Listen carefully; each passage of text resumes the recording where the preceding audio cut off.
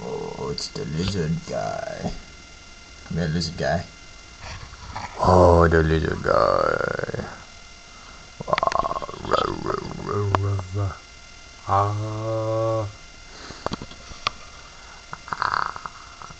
Nah, I won't eat you, lizard. Oh no, there's a lizard on the moon! That's what's up there. It's not aliens, it's lizards. It's giant lizards. No, he's hiding now. No more playtime with Jim. Jim doesn't want to play. Oh well.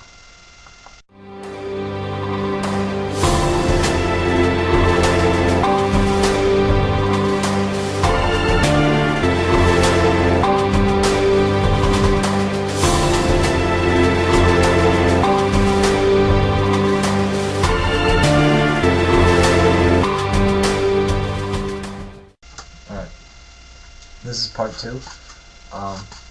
We left off with creating the craters of the moon. I actually created one other crater.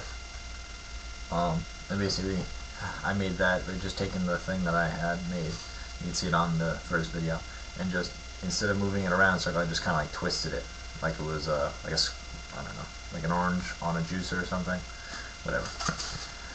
But so that's what created that. So we left off with that, and I'm pretty happy with that. So now we gotta paint it.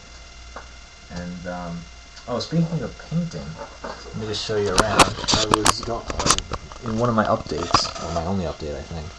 I was telling everybody that my room was going to go through some remodeling, and it did. Right there, we've put in a new coat of paint. It's called Tunnel of Love, which is like gray with a bit of purple in it. And we're going to put moldings on the windows, we're going to put moldings on the door, molding on the closet. As soon as we get the closet door back up, we're going to put crown moldings along the ceiling. Otherwise, I'm going to get like curtains and drapes or whatever for my window. And I'm going to go on eBay and get some new furniture and knickknacks to decorate my room.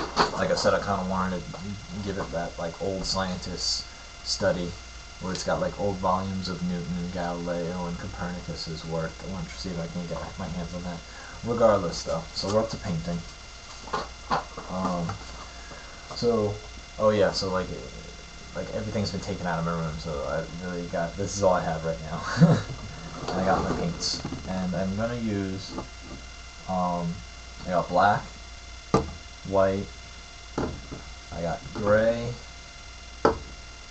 I got brown, and gold. Now, you might, like, when you see the moon at night, you see it as white and gray, mostly. Or yellow and gray. I don't know how you see it, unless it's a harvest moon, where it's like bright orange. Regardless, when you see photos of it from space, it's gray with lighter gray.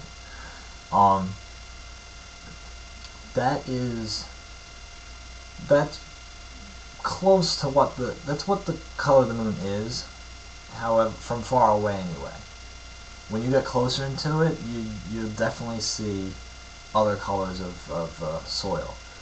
When the astronauts first landed on the moon, they found orange soil. So, and if you don't believe me, go Google it and type in what is the color of the moon, and it's really, it gets kind of bright, but they got a lot of different colors in there. So I'm gonna stick with obviously my different shades of grays. I've got some brown, and I got a little gold. I think maybe I'll do that. I'll just line the craters kind of with a little bit of gold, just a little bit of maybe some mineral deposits after a comet hit. I don't know, something. I'll see how it looks. If it looks good, I'll keep it. But it's not going to be a lot of gold. So, and I ran out. I threw my old pallets out because they were getting gunked up. So I have tinfoil now, which works just as great. So.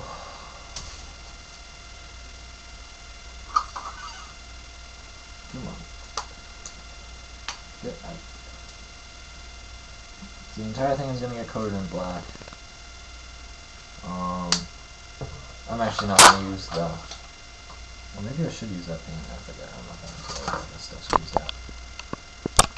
So it's just going to get all coated in black. I'm going to use just a wide brush and just put it in there. This is going to actually probably have to take a few coats because the terrain is just so so bumpy that all the paint's never going to make its way into it. Yeah, I'm definitely going to have to use my black paint. Alright. So I'm going to close this down and get my head straight and get the black paint that I need.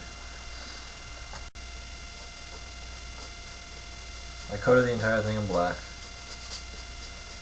and when I took the can of paint, I just put a little water in there to thin it out, so that way the paint would kind of flow into the nooks and crannies. And now I'm getting my dark gray. I'm just going over the entire thing. Not really worrying about getting it into every spot now since I got the black. But gotta get it. At least cover the surface.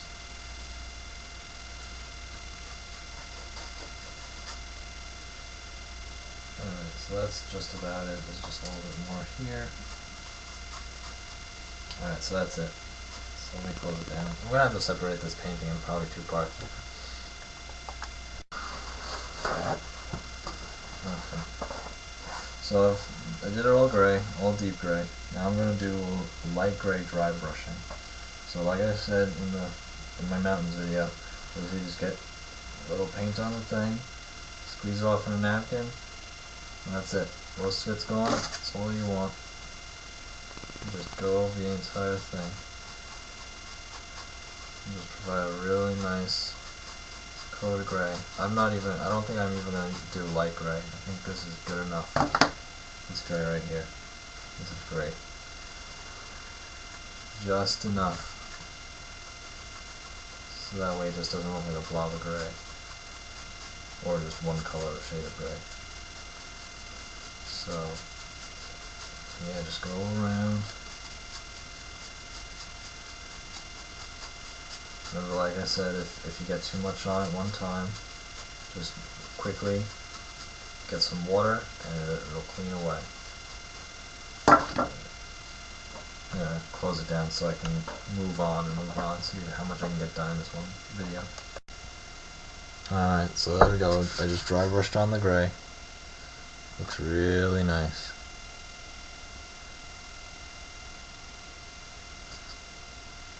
So, I mean, you could leave it like that if, you know, if you were willing to stop and just wanted it in gray and didn't want to add any other color to it, you could leave it like that.